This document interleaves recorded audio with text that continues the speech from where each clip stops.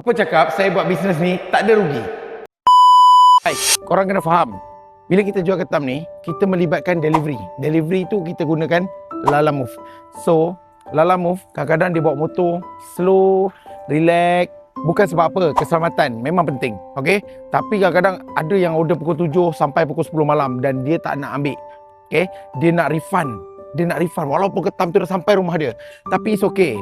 Sebabkan saya nak jaga customer ni, saya refund dekat dia. Okay?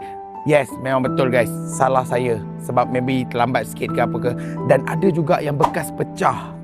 Sampai dekat customer bekas pecah, habis berterabur. Makanan-makanan semua. Saya ganti balik. Saya tak ada pun push dalam motor. Bayar bang. Tak ada bang. Okay? Saya tahu kadang-kadang orang, kita manusia semua ada kesilapan.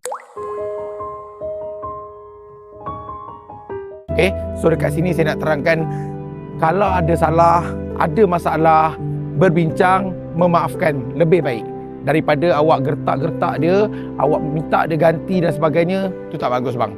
Okay? Kalau setakat kita rugi satu, maybe Allah akan datangkan 10 dekat kita. Okay? So fikir-fikirkan guys.